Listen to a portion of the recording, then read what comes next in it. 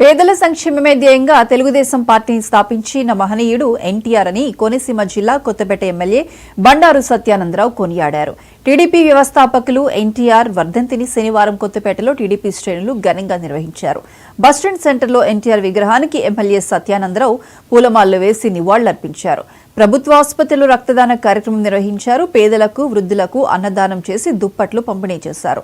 స్వచ్ఛ ఆంధ్ర స్వచ్ఛ దివాస్ కార్యక్రమాన్ని ప్రారంభించి శ్రమదానం చేశారు.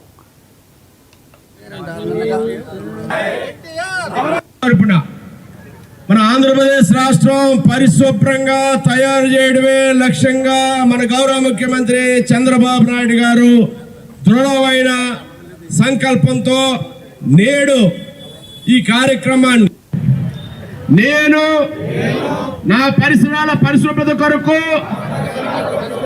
ప్రతిరోజు కొంత సమయం కేటాయిస్తానని నా వంతు కృషిగా స్వచ్ఛత కార్యక్రమాల కొరకు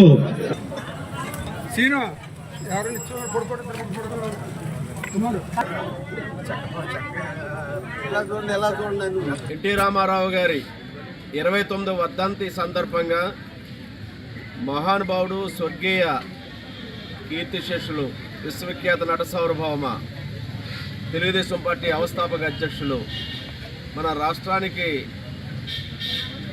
ప్రపంచంలోనే తెలుగువారు ఉన్నారని తెలుగువారి ఆత్మగౌరవాన్ని చాటి చెప్పిన గొప్ప మహనీయమైన వ్యక్తి.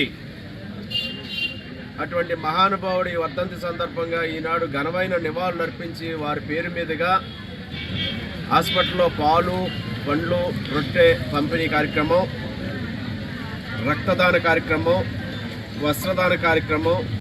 అటువంటి మహానుభావుడు ఈ రాజకీయాల్లోకి వచ్చిన తర్వాతే ఈ రాష్ట్రంలో రాజకీయాలకే కొత్త అర్థం తీసుకొచ్చారు. సామాన్యులందరూ నాలాంటి వారు ఈరోజు రాజకీయాల్లో ఎమ్మెల్యేగా ముందుకు రాగలిగామంటే ఎన్టీ రామారావు గారి భిక్షే. తెలుగుదేశం పార్టీ ఆవిర్భావంతో మేమందరూ కూడా రాజకీయాల్లో అడిగిడి నాలాంటి వారు ఎందరో